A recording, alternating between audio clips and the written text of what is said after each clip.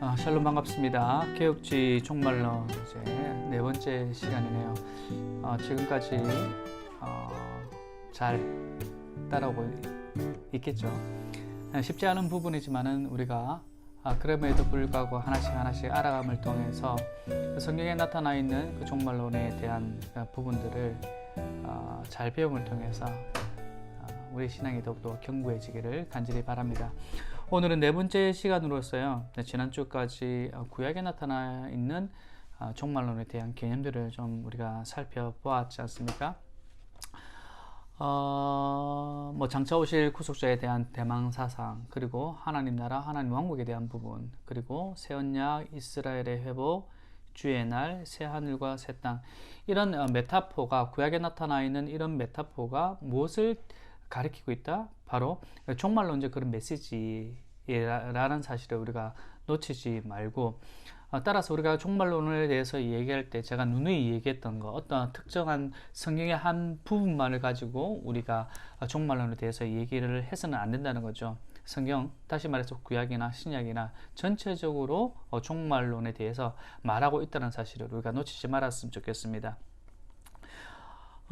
그렇다면 이제 지난주까지 우리가 구약에 대해서 살펴보았다면 이제 신약에 대해서 우리가 좀 살펴봤으면 좋겠습니다. 신약은요, 구약보다 더 풍성한 영적인 그런 축복들을 누리고 있는 부분입니다. 왜냐하면 구약에서는 어떤 그림자였지만은 신약에는 그 실체를 직접으로 목도했습니다. 바로 누구죠? 바로 예수 그리스도라는 사실입니다. 그리스도께서 이 세상에 오신 사건은 구약 성경에서 말하는 가장 중요한 종말론적 기대의 성취라는 점입니다. 그래서 윌리엄 맨슨의 이분이 그 신약 성경에서의 그 종말론을 다음과 같이 얘기를 했습니다. 뭐라고 했냐면, 우리가 신약 성경을 펴보게 되면 예언으로부터 성취로 변화하는 기후를 맛보게 된다. 일찍부터 묘사되었던 바로 그 종말이 예수님 앞에서 이미 등록이 된 상태이다. 종말의 가장 중요한 신호는 예수님의 부활과 교회 위에 내리신 성령의 강림 사건이다.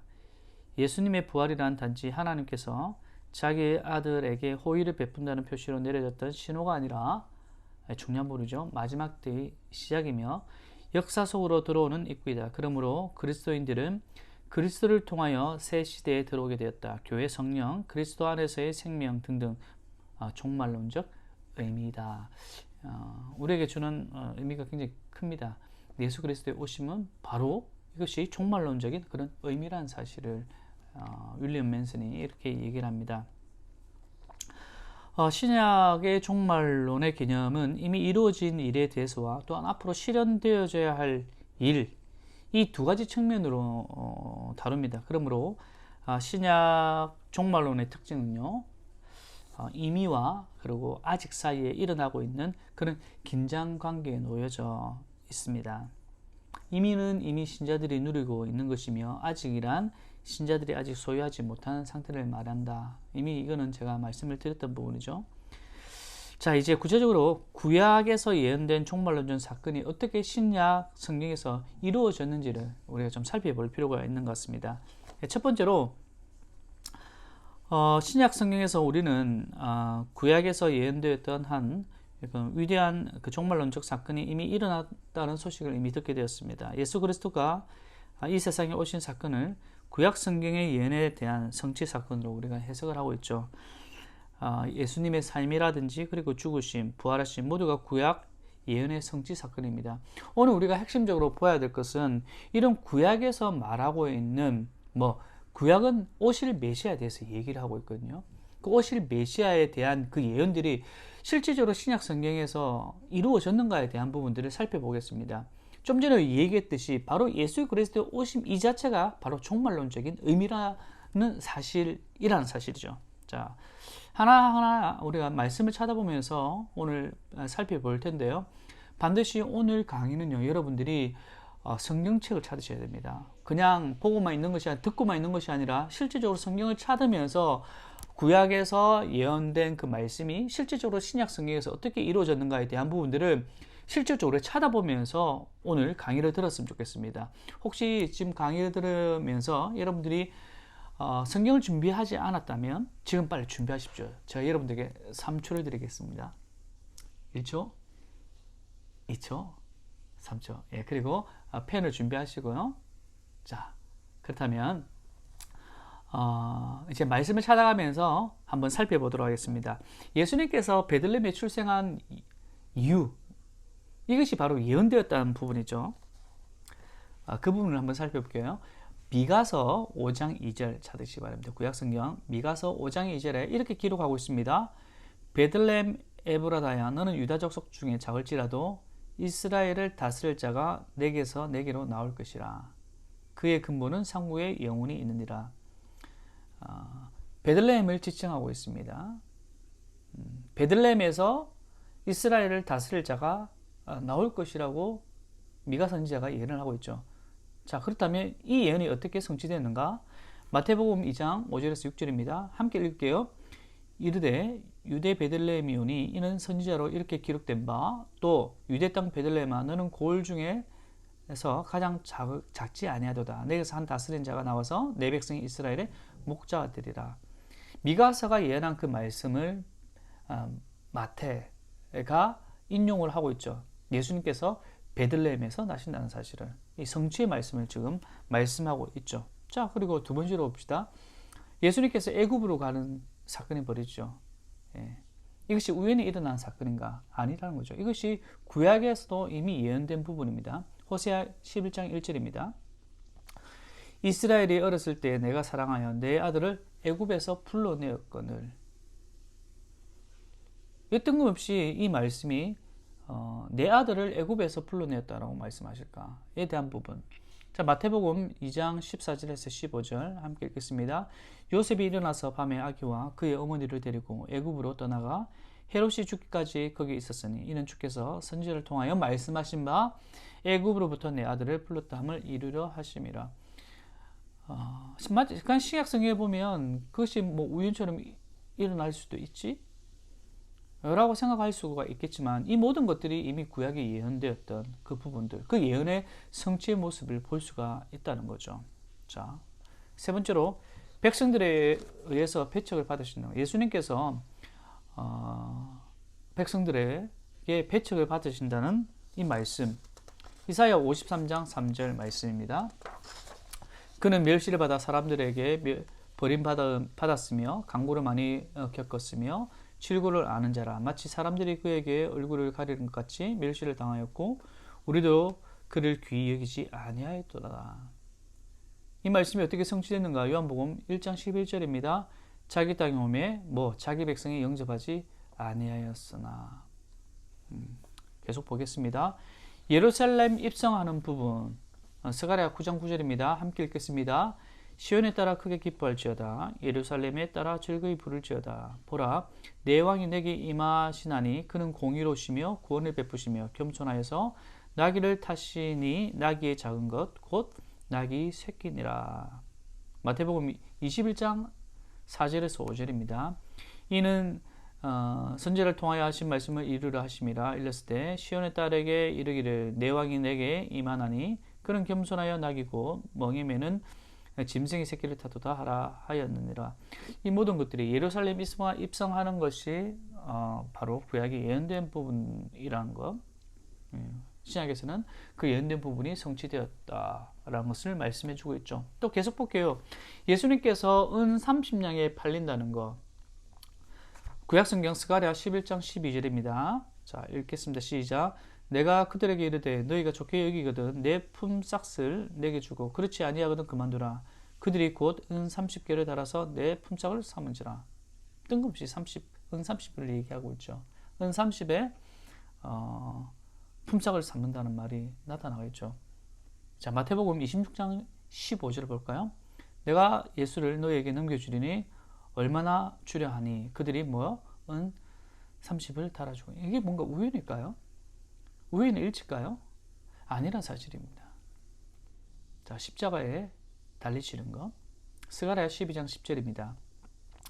내가 다윗의 집과 예루살렘 주민에게 은총과 강구하여 하는 심령을 부어주리니 그들이 그 찌른 바 그를 바라보고 그를 위하여 애통하기를 독자를 위하여 애통하듯 하며 그를 위하여 통곡하기를 장자를 위하여 통곡하듯 하리로다. 요한복음 19장 34절 그 중 한 군인이 창으로 옆구리를 찌르니 곧 피와 물이 나오더라. 예수님께서 십자가에 찔리신 그 장면들을 보여주고 구약에 예언하고 신약에서 성취되어지는 모습입니다. 또 볼까요? 군인들이 예수님의 옷을 제비 뽑는 일 시편 22편 18절입니다. 내 겉옷을 나누며 속옷을 제비 뽑나이다. 마가복음 15장 24절 십자가에 못 박고 그 옷을 나눌세 누가 어느 것을 가질까 하여 제비를 뽑더라. 신기하죠.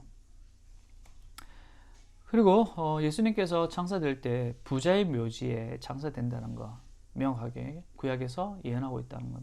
이사야서 53장 9절 그가 강포를 행하지 아니하였고 그의 입에 거짓이 없었으나 그의 무덤이 악인들과 함께 있었으며 그가 죽은 후에 부자와 함께 있었도다. 마태복음 27장 57절에서 60절입니다. 저물었을 때에 아리마대의 부자 요셉이라 하는 사람이 왔으니 그도 예수의 제자라. 빌라도에 가서 예수의 시체를 달라니 이에 빌라도가 내주라 명령하거늘 요셉이 시체를 가져다가 깨끗한 세마포로 사서 바위 속에 판 자기 새 무덤에 넣어두고 큰 돌을 굴려 무덤 문에 놓고 가니. 부활하심 시편 16편 10절입니다. 이는 주께서 내 영혼을 수월에 버리지 아니하시며 주의 거룩한 자를 멸망시키지 않으실 것이미로다. 주께서 내 영혼을 수월에 어둠 가운데 지옥 가운데 버려두지 않으신다. 다시 부활하게 하신다는 그런 의미죠. 사도행전 2장 24절에서 32절입니다. 길지만 우리가 함께 읽겠습니다. 하나님께서 그를 사망의 고통에서 풀어 살리셨으니 이는 그가 사망에 매여 있을 수 없음이라. 다윗이 그를 가리켜 이르되 내가 항상 내 앞에 계신 주를 배웠으며 나를 요동하지 않게 하기 위하여 그가 내 우편에 계시도다. 그러므로 내 마음이 기뻐하였고 내 혀도 즐거워하였으며 육체도 희망에 거하리니 이는 내 영혼을 음부에 버리지 아니하시며 주의 거룩한 자로 썩음을 당하지 않게 하실 것이므로다. 주께서 생명의 길을 내게 보이셨으니 주 앞에서 내게 기쁨이 충만하게 하시리로다 하였으므로 형제들아 내가 조상 다윗에 대하여 담대히 말할 수 있노니 다윗이 주고 장사되어 그 묘가 오늘까지 우리 중에 있도다. 그는 선지자라 하나님이 이미 맹세하사 그 자손 중에서 한 사람을 그 위에 앉게 하리라 하심을 알고 미리 본고로 그리스도의 부활을 말하되 그가 음부에 버림이 되지 않고 그의 육신이 썩음을 당하지 아니하시리라 하더라. 이 예수를 하나님이 살리신지라.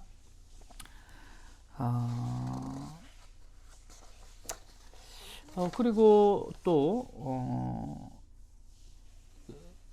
그 예수 그리스도의 그 성천하심을 한번 시편 68편 18편입니다. 주께서 높은 곳으로 오르시며 사로잡은 자들을 취하시고 선물들을 사람들에게서 받으시며 반역자들로부터 받으시니 여호와의 하나님이 그들과 함께 계시기 때문이다. 사도행전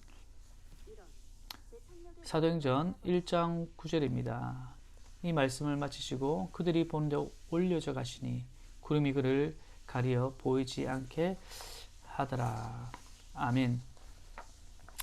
오늘은요 우리가 교육지 종말론 네 번째로서 1부는 시작된 종말론 그리고 2부가 이제 미래 종말론이죠. 그리고 그 시작된 종말론 가운데 지난주에는 구약에 나타나 있는 그런 종말론적인 개념에 대해서 살펴봤고 오늘은 그 신약에 나타나 있는 종말론의 본질 예수 그리스도가 이 땅에 오심 바로 이 자체가 종말론의 시작이란 거죠. 이것이 우연하게 일어난 것이 아니라 구약에서 예언되어졌던 사실입니다.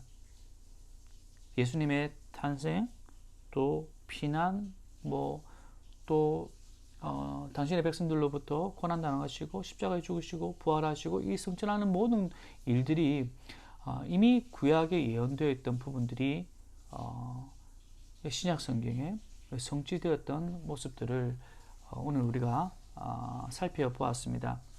따라서 우리가 이 종말론들을 살펴볼 때에 우연히 일어나고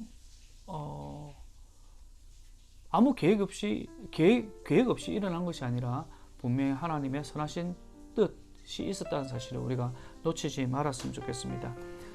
오늘은요, 구약의 말씀이 어떻게 신약에 성취되는가, 이것이 종말론과 어떤 관계가 있는가에 대한 부분을 살펴보았습니다. 이번 주뿐만 아니라 다음 주도 동일하게 신약 종말론의 본질 두 번째로 우리가 살펴볼 텐데요. 반드시 여러분들이 이 신학 강좌를 들을 때 성경책, 특히 오늘과 그리고 다음 주는요, 성경책을 가지고 함께 성경책을 읽으면서 좀 여러분들이 기록을 하면서 들으면 참 좋을 것 같습니다. 오늘 좀 말이 빨랐는지 잘 모르겠지만 여러분들 오늘 주어진 그 성경 본문들을 다시 한번 살펴보시고 이것이 우리가 믿는 종교이고, 종교이기 이전에 정말 하나님께서 우리를 사랑하시사 우연하게 모든 것이 일어난 것이 아니라 이미 창세전에 계획하시고 준비하시고 또 그것을 성취하셨다는 이 놀라운 사실을 우리가 기억하며 신앙생활하면 참 좋을 것 같습니다. 오늘 하루도 복된 하루가 되시고 또 이후에 있을 기도에 또 기도하는 가운데 또 간구하는 가운데 귀한 은혜를 누리시는 그런 시간 되기를 간절히 소원합니다. 축복하며 사랑합니다. 화이팅!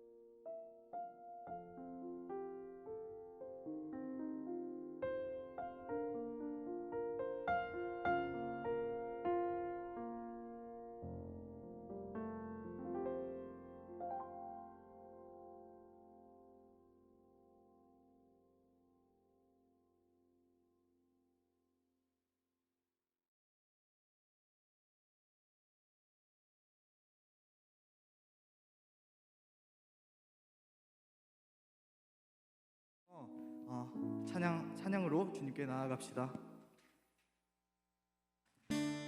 감사로 주님께 나가세 모든 날의 주인이신 기쁨으로 주님께 나가세 모든 호흡의 주인이신 주님께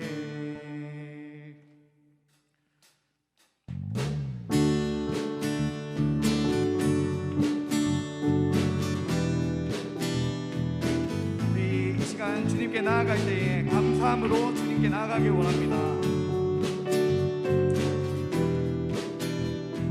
감사로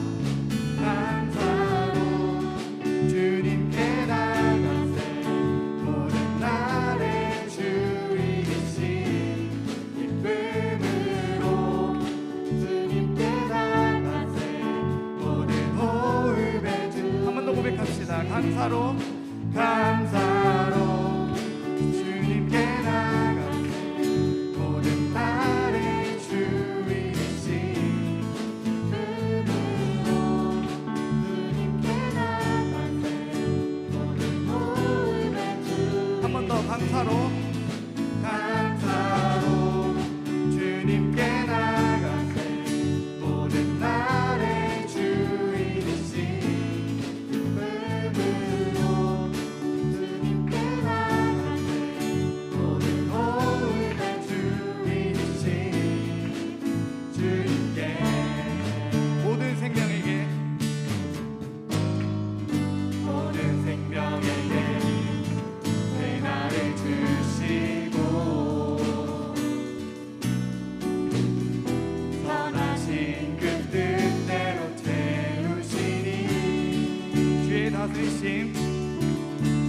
주의 다스리심 안에 영원히 있음을 알기에 오늘도 우리 함께 찬양합시다.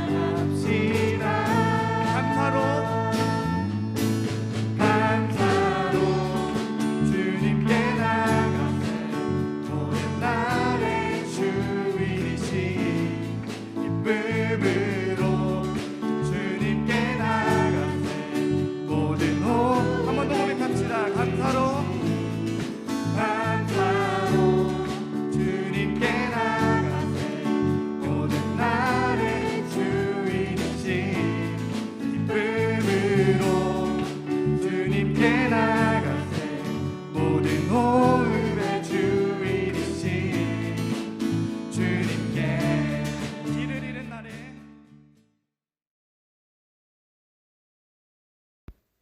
마가복음 11장 17절 말씀. 이에 가르쳐 이르시되 기록된 바 내 집은 만민이 기도하는 집이라 칭함을 받으리라고 하지 아니하였느냐. 너희는 강도의 소굴을 만들었도다 하시매. 안녕하십니까. 이번 주 방구석 기도회를 진행하게 된 김다혜 목자입니다. 오늘은 제가 이번 주에 들은 말씀을 나누고자 합니다. 우선 여러분은 삶에서 어떠한 모습으로 살아가고 있나요? 어떠한 마음을 품으며 살아가고 있나요? 마가복음 11장에 나온 백성들의 모습을 보면 열매는 없고 빈 껍데기로 살아가는 백성들의 모습이 나옵니다. 성전의 고유한 모습들은 사라지고 자신의 이익만을 위해 속고 속이며 악한 마음을 품어 성전을 더럽히고 기도의 자리에 나아가면서 주님께 대한 믿음 없이 용서 없이 기도하고 예배드렸던 백성들의 모습이 나옵니다. 저희는 하나님께 뿌리를 내리고 가지를 뻗어 열매를 맺어가는 하나님의 백성입니다. 그렇기에 저희는 하나님의 모습을 닮아가며 미성숙할지라도 작은 열매를 맺으며 살아가야 합니다. 그러나 우리는 겸손히 자신을 낮추고 내 죄를 먼저 바라보기보다 곁에 있는 형제 자매들을 비난하고 욕하고 내 믿음이 옳고 아주 높은 것인 마냥 살아갑니다. 예수 그리스도의 이름으로 모이는 자리, 교회라는 공동체 속에서 나의 모습은 어떠한 모습입니까? 조금이라도 나에게 질책이 들려오고 이익이 덜 돌아온다면 질투하고 불만하고 악한 마음들을 품지는 않았는가 이 시간 돌아보길 원합니다. 우리는 하나님의 계획하심과 일하심에 대한 확실한 믿음을 가지고 기도합니까? 혹 여전히 용서하지 못하고 악한 마음을 한켠에 남겨둔 채 기도하고 예배드리진 않습니까? 또한 하나님을 믿으나 하나님의 일하심과 인도하심을 믿지 않은 채 예배의 자리로 나아가진 않았는지 이 시간 돌아봅시다. 우리가 믿는 예수 그리스도께서는 아무 죄 없으시고 그토록 낮아질 이유조차 없으신 순결한 분이셨지만 저희들의 삶을 죄악에서 구원하시려고 두렵고 떨리고 불안한 마음들을 뒤로한 채 죽기까지 하나님께 순종하셨고 세상에서 제일 낮은 모습으로 더럽고 취약한 우리들에게 찾아오셨습니다. 저희는 예수 그리스도께서 보이신 겸손의 모습을 닮아가려 노력하고 예수 그리스도께 받은 사랑을 공동체에서 삶에서 드러내며 살아가야 합니다.